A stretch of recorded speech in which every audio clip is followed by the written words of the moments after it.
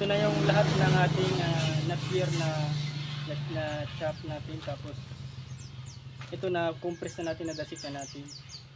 Dapat ito pag mag-ano kayo, talagang dasik na dasik siya, sinsin na sinsin sa loob para walang makapasok na hangin.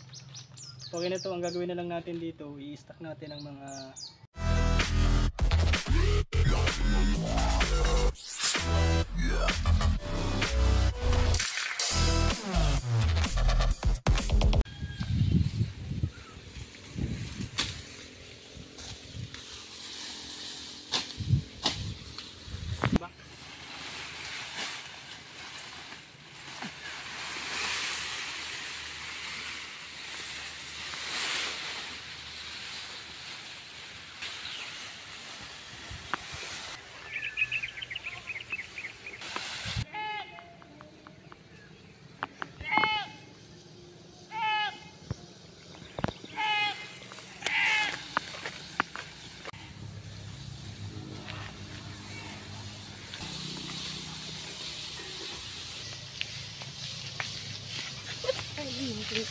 Uy, huwag kayo dyan!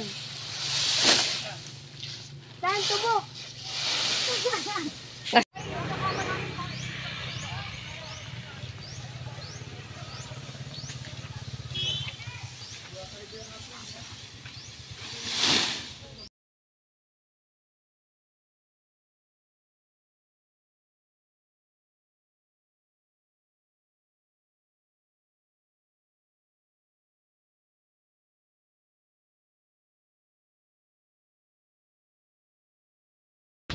ito na lahat mga kadilawa yung ano natin na chop-chop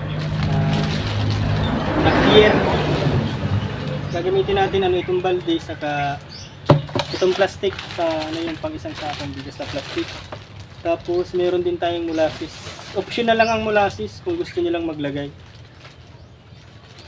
Tapos kailangan din natin ito pangdasik.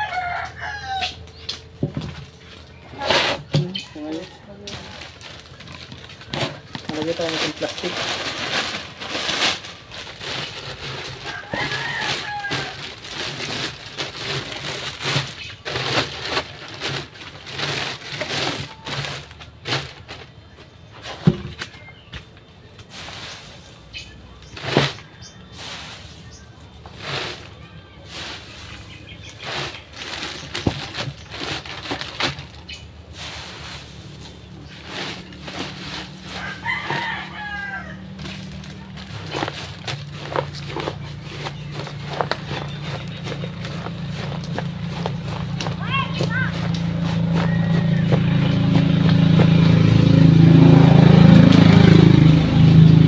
Kailangan natin dasikin para masinsin, masiksik yung ano, napyer para walang hangin na pumasok.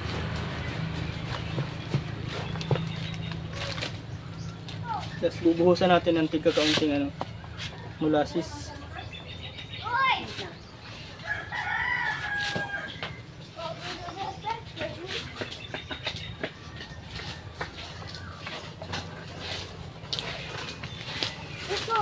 Tapos lagay na naman tayo ng napyer.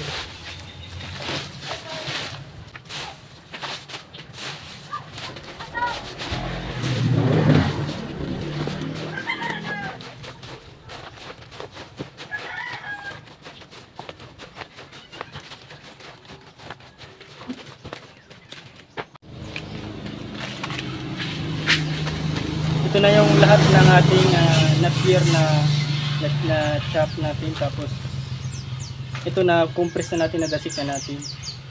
Dapat ito pag mag-ano kayo, talagang dasik na dasik siya, sinsin na sinsin sa loob para walang makapasok na hangin. Okay na ito, ang gagawin na lang natin dito, i-stack natin ang mga 1 month, 4 weeks para mas ano siya, permanent, maburo kung tawagin. Ang ginagawa naman dito, sasarado lang natin ito, sinasarado lang itong plastic natin.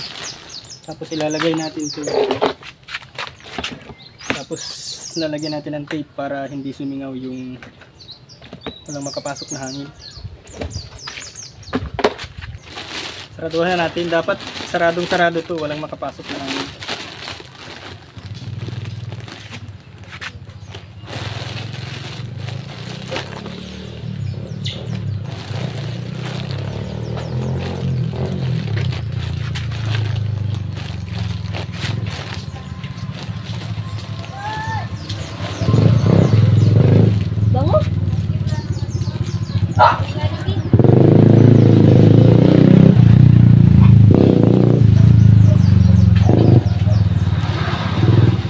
nagsasabi na 3 weeks pwede na daw, pero mas maganda 4 weeks or 1 month nating i-ferment para